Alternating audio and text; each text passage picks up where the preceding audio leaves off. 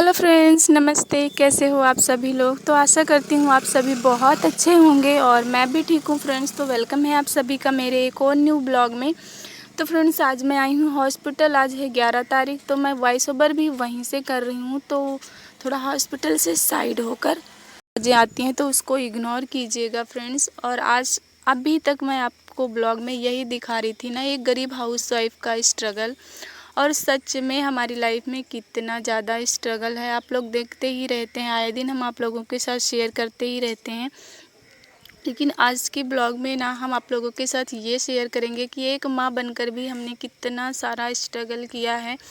अभी से नहीं, कम से कम 10-12 साल से जो है आज तक हम करते आ रहे हैं कि फिर भी हमें अभी तक तो कोई आशा और उम्मीद नहीं दिखी थी। लेकिन अब जाके मुझे एक आशा और एक उम्मीद नज़र आई है। एक तसल्ली मिली है एक माँ को कि हाँ, अब जाके उसके बच्चे को कुछ फ़ायदा दिख रहा है। उसको तो मैं आप लोगों के साथ शेयर करूँगी फ्रेंड्स।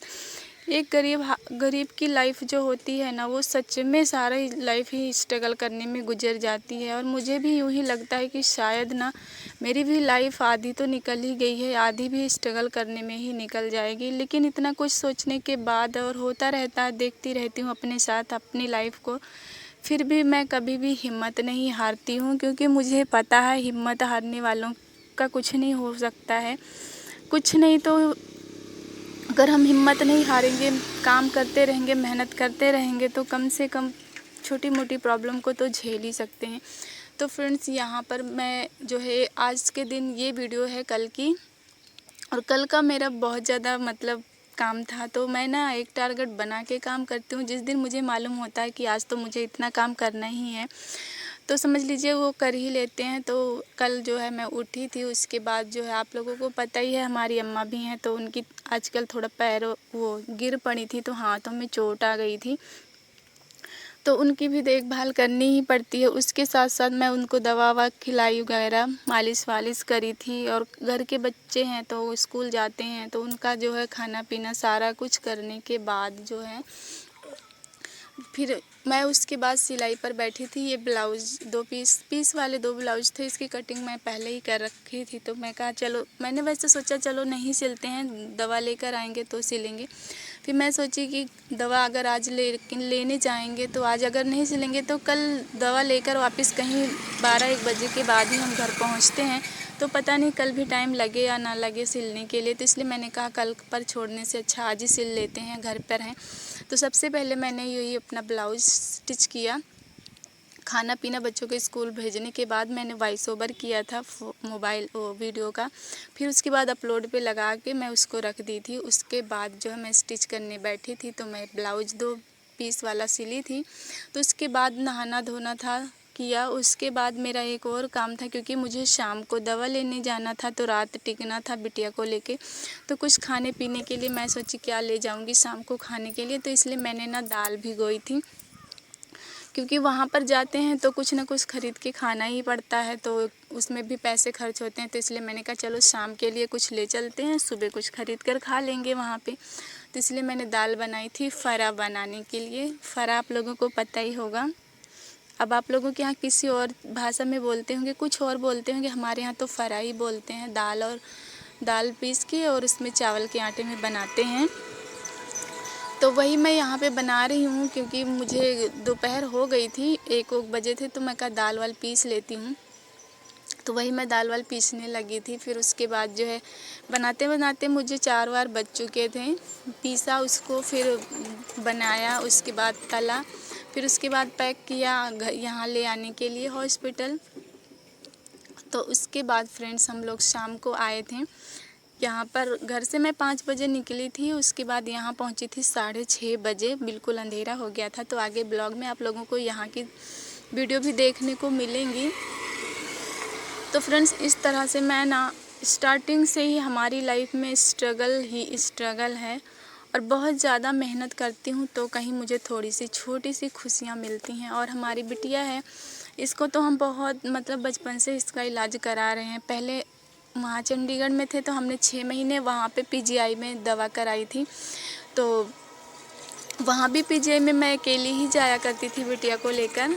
6 महीने की थी, 6-7 महीने की, तो मैं वहाँ लेके जाया करती थी क्योंकि हस्बैंड काम करने चले जाते थे तो कोई रहता नहीं था, तो मजबूरी थी अगर उनको ले जाऊँ तो उनका दिहाड़ी छूट जाती थी, तो वहाँ भी दिक्कत, तो इस वजह से मैं ना अकेले ही चली जाती थी। तो वहाँ मैं लगभग 6 महीने तक जाती थी दवा लेने के लिए, जबकि डेट दी होती थी, तो वहाँ भी सारा दिन निकल जाता था। फिर वहाँ से हम लोग गांव में चले आ गए क्योंकि ससुर जी ख़त्म हो गए थे। तो जब तक वो थे तो घर संभालते थे, लेकिन जब वो नहीं थे तो बड़े बेटे होने के कारण हम लोगों को भी घर वापस आना पड़ा।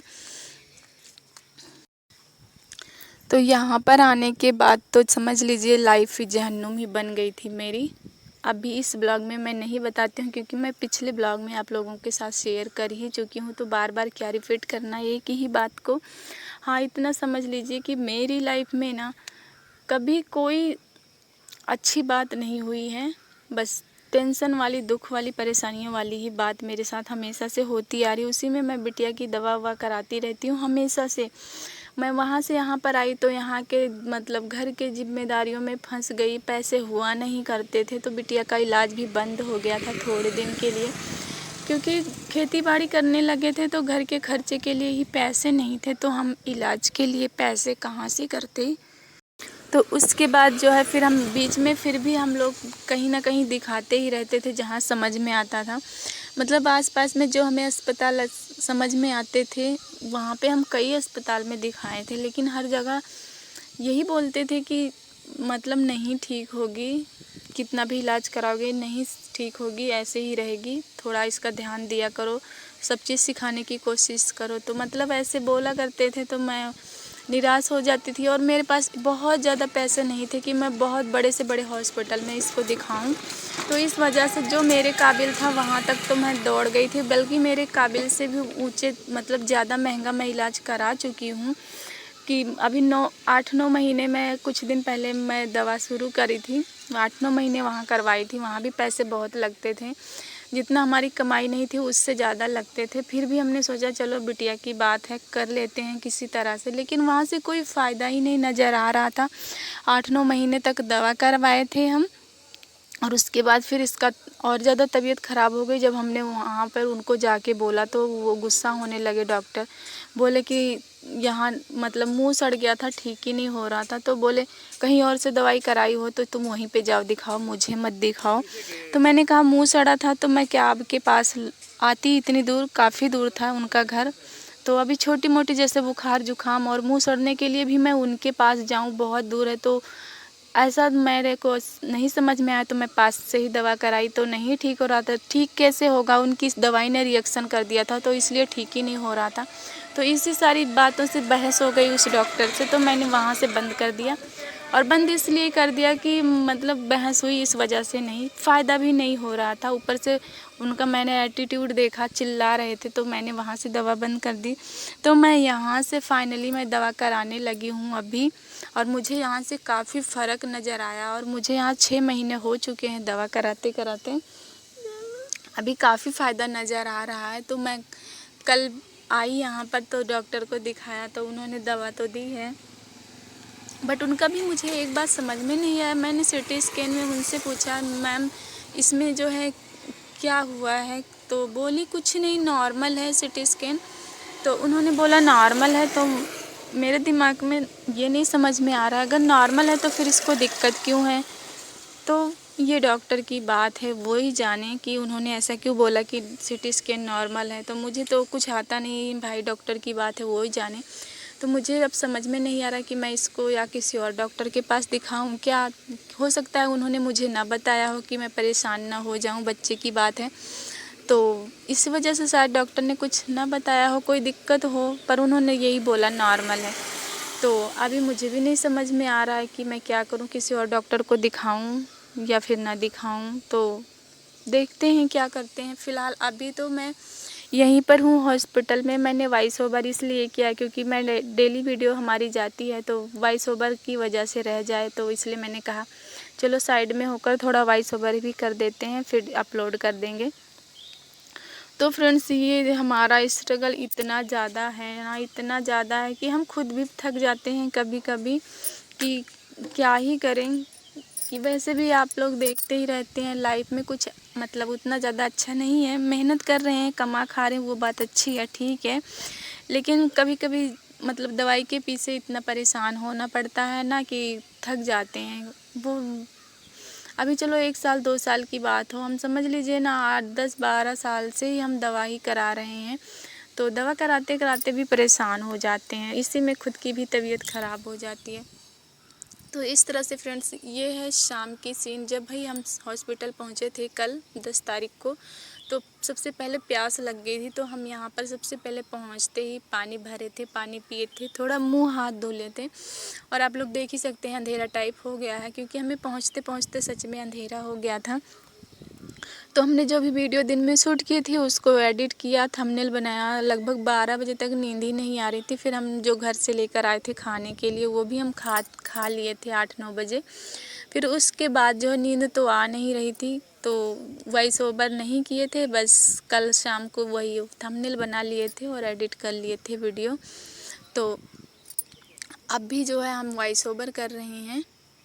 तो इस तरह से फ्रेंड्स हमारा होता है ना कि इतनी सारी मुश्किलें होती हैं, उसके बाद भी ना हम यही सोचते हैं कि हिम्मत नहीं हारेंगे, क्योंकि हिम्मत हार के हम क्या ही कर सकते हैं। किसी और का सहारा या सपोर्ट रहता है तो इंसान एक बार हिम्मत भी हारने लगता है, लेकिन जब किसी का सहारा और सपोर्ट नहीं होता है ना, खुद के दम पर ही इंसान को रहता है कि मैं ही चाहे गिरूं चाहे पड़ूं, उठूं या ना उठूं, मैं खुद ही है मेरे को, उठूंगी तो भी, नहीं उठूंगी तो भी, कोई उठाने वाला नहीं है। तो इस तरह से जब दिल में सोच रहती है ना, तो कभी हिम्मत सच में नहीं हारते हैं। और वैसे भी हालातों से लड़ते लड़ते ना हिम्मत हारना तो हम भूल ही चुके हैं। बस सोचते हैं ना कितना भी मुश्किल आएगी, कितना भी तकलीफ़ आएगी ना, कभी भी हिम्मत नहीं हारेंगे। और आप बहनों का कमेंट पढ़ पढ़ के हमें और हौसला मिलता है, आप लोगों का साथ और आप लोगों का सपोर्ट, इतना प्यार मिलता है, तो हमें और भी हिम्मत मिलती है कि मेहनत करते रहेंगे, आप लोगों के साथ जुड़े रहेंगे। आप लोगों का प्यार और सपोर्ट ऐसे ही बना रहेगा तो एक दिन हम बहुत जल्दी ही कामयाबी हमको शायद मिल जाएगी, लेकिन वो तो आप लोगों के ऊपर है ना। तो बस आप लोग अपना सपोर्ट और प्यार ऐसे ही बनाए रखिएगा, एक दिन शायद हमारे भी दिन बदल सकते हैं। लेकिन हाँ, मेहनत करते हैं ना तो छोटी मोटी दिक्कतें उतना नहीं रखती हैं, मतलब उतना दुखी नहीं कर पाती हैं हमें। और वैसे भी आप सबको सब कुछ पता ही है, हमारी स्थिति कैसी है, क्या है, सब कुछ मैं आप लोगों के साथ शेयर करती रहती हूँ, क्योंकि मुझे शर्म नहीं आती है। पहले शर्म आया करती थी कि लोगों को बताऊँगी तो क्या सोचेंगे लोग, आस पड़ोस, गांव घर, सब मायके वाले सभी लोग वीडियो देखते हैं, तो मैं डर सोचती थी, शर्म करती थी। लेकिन अब मुझे कोई शर्म नहीं आती, क्योंकि मैं अपनी फैमिली के साथ शेयर करती हूँ और जैसी हूँ वैसे सबको मालूम ही होना चाहिए, तो इसमें शर्म की क्या बात है। तो ये है रात की सीन, लगभग शायद 10 बजे थे, थोड़ी सी हमने बनाई थी फ़ोन स्विच ऑफ होने के पहले। उसके बाद 12 बजे तक तो हमारा फ़ोन ही स्विच ऑफ हो गया था। तो फ्रेंड्स आज का ब्लॉग यहीं पर एंड करते हैं, और कल सुबह मोबाइल चार्ज करेंगे। जब हॉस्पिटल में एंट्री होगी हमारी, तो वहाँ पे चार्ज करने की सुविधा है, तो वहाँ पे चार्ज करेंगे, तो आगे की वीडियो बनाएंगे।